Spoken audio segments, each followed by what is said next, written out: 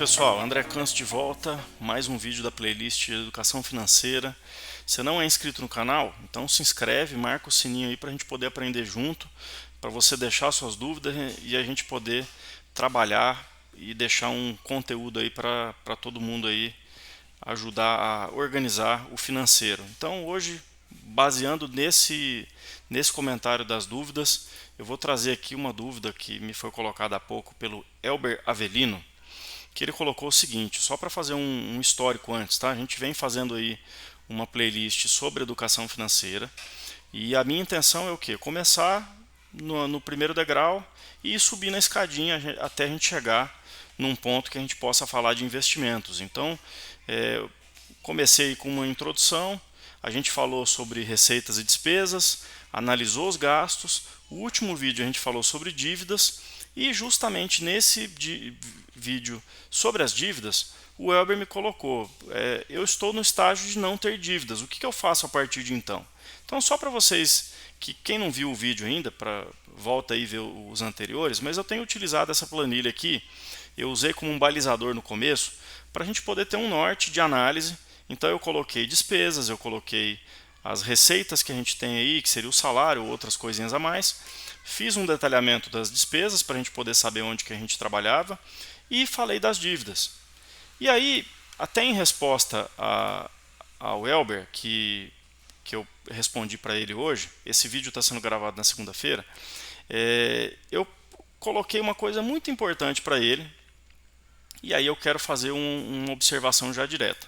Quando você faz uma análise de despesa, uma análise de receita, vê que você tem dívida e você resolve esse problema inicial, qual que é o comportamento mais comum da maioria das pessoas?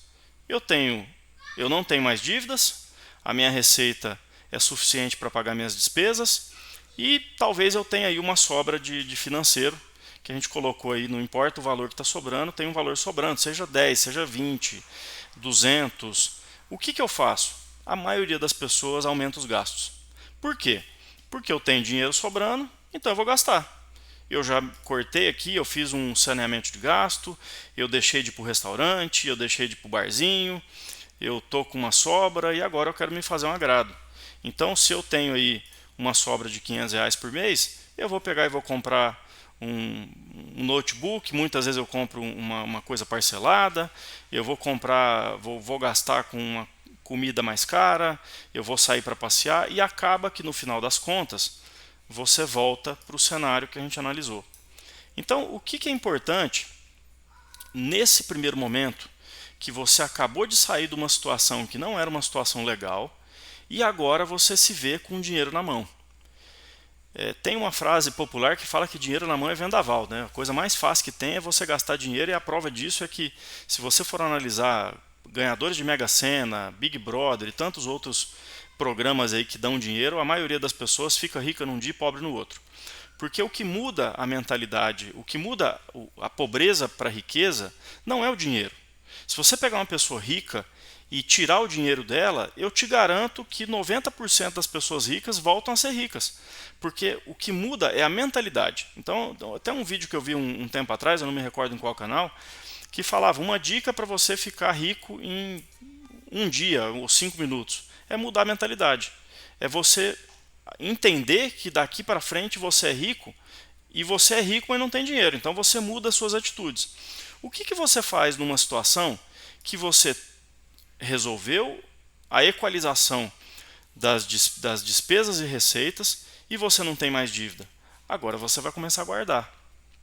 Então vamos supor que você tem aqui uma sobra de R$ 100 por mês. Ah, André, mas eu não sei o que eu faço com esses R$ 100. Cara, eu vou dar uma dica que é bem no popularzão no início, tá? Você precisa criar o hábito de guardar o dinheiro ou de salvar o dinheiro, como eu já ouvi e até comentei em outros vídeos. Então, o importante nesse primeiro momento não é você ficar rico, e você não vai ficar rico simplesmente pegando o dinheiro e colocando debaixo do colchão. Só que essa ideia de pegar o dinheiro e colocar debaixo do colchão, você coloca R$ 100 hoje, amanhã você coloca mais 100, depois você coloca mais 100. A hora que você vê, você tem aqui R$ 10.000 do dinheiro que você guardou. Então, qual que é o importante nesse primeiro momento? É você ter a sua independência financeira? Não. É você dar o primeiro passo, no primeiro degrau, para que você possa, no futuro, atingir a sua independência financeira. Então, o que você vai fazer aqui? Você vai começar a guardar o dinheiro, e esse guardar o dinheiro ele passa pelo quê? Entender que não é porque você resolveu o problema de despesa, receita e dívida que você está disponível para gastar o tanto que você quiser. Então, o que eu sugiro? Nesse primeiro momento, principalmente, coloca um entendimento de que você vai gastar só o que for preciso. Sai, passeia, compra roupa que você precisar comprar, compra artigos que você precise comprar, mas dentro de um entendimento de que você vai comprar só o que for preciso. Então aquelas vontades de comprar porque está tudo em promoção, Black Friday, Natal eu vou dar presente para todo mundo, cara, por enquanto não. Dá uma segurada, faz um caixa, por quê? Porque esse caixa aqui ele vai ser duas coisas. Primeiro, ele vai ser o que a gente chama de colchão financeiro. O que é esse colchão financeiro ou também chamado de reserva financeira?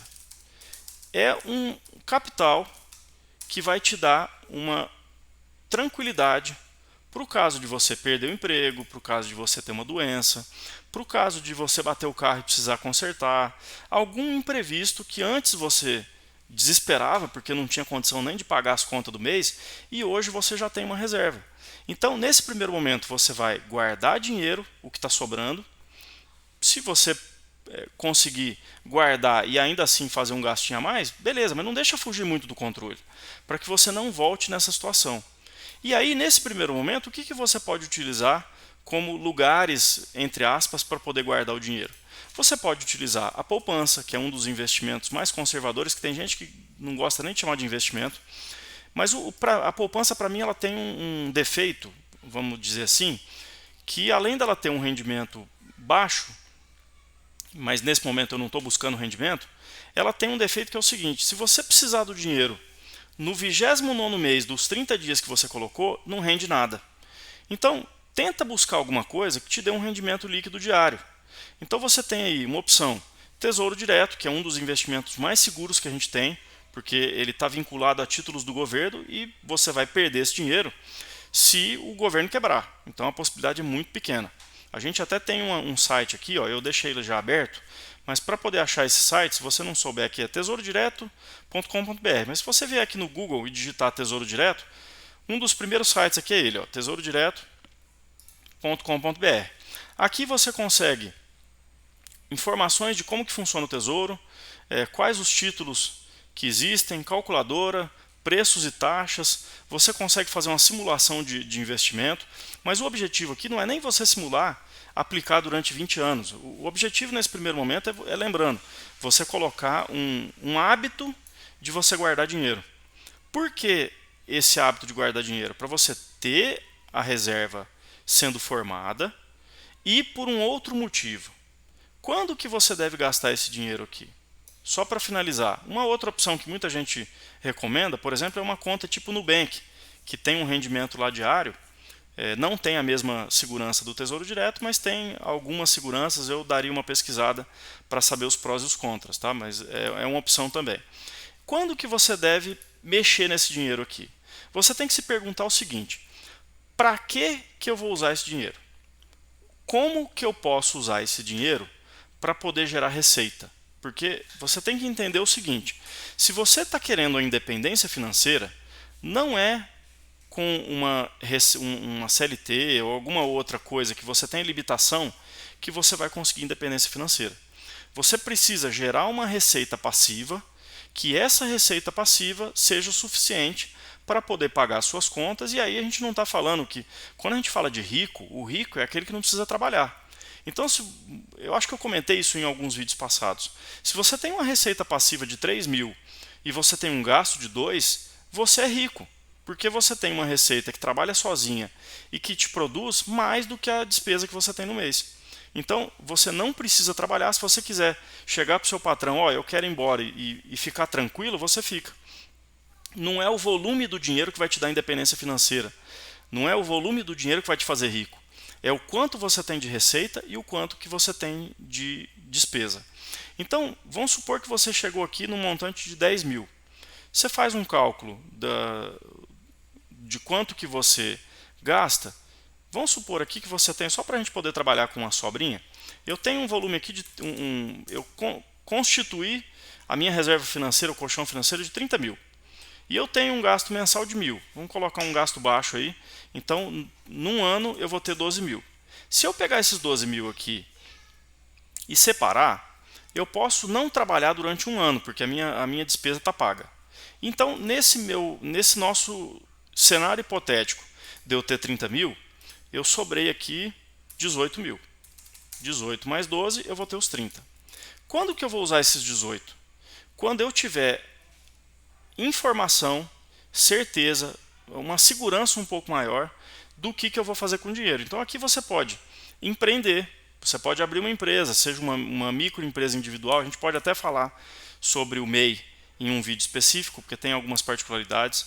Você pode fazer um negócio virtual, você pode aplicar na Bolsa de Valores, você pode comprar isso aqui em títulos do próprio Tesouro, você pode fazer fundo de investimento imobiliário. O fundo de investimento imobiliário ele seria equivalente a você ter um imóvel alugado, com a vantagem de que você não precisa comprar um imóvel que custa 500 mil. Um exemplo, você pode comprar uma parcela desse imóvel e, consequentemente, receber uma parcela dos aluguéis. É claro que com 18 mil você não vai ter um aluguel aí que vai te dar independência financeira. Eu fiz um cálculo há um tempo atrás com fundo de investimento imobiliário e acho que, se eu não me engano, era de 3 a 5 mil reais por mês, você precisaria ter meio bilhão investido. Então, até uma observação com relação a isso. Toma cuidado com as propagandas de ganho fácil na internet, porque isso não existe. Não tem almoço grátis. Então, como eu comentei, o interesse da minha sequência aqui na playlist é que a gente faça uma escadinha do degrau mais baixo até a sua independência, só que fincando o pé firme, porque se você pegar e pular sem ter perna para segurar, você pula do primeiro degrau para o 10º, cara, com certeza você vai cair. Então, esse vídeo aqui foi para dar uma ideia inicial. O que eu faço agora que eu não tenho dívida? Começa a guardar dinheiro. Começa a guardar dinheiro e já pensa na frente, já começa a plantar uma sementinha. O que eu vou fazer com esse dinheiro? Se você não tiver um plano para fazer com dinheiro, você pode ter 1 milhão, vamos ver se eu coloco fácil aqui. Você pode ter 1 milhão em caixa. A hora que você pegar esse 1 milhão para gastar, você vai torrar ele em menos de um mês. Que é o que acontece com a maioria das pessoas que ganham na Mega Sena ou ganha algum prêmio milionário em programa de televisão, por exemplo. Não tem objetivo, não tem uma destinação para o dinheiro, e aí você começa a gastar com coisa que não precisa, que é justamente o que eu falei aqui. Você começa a ter dinheiro sobrando, acha que o dinheiro está sobrando, começa a gastar, e a hora que você vê, você está nessa situação de dívida aqui de novo.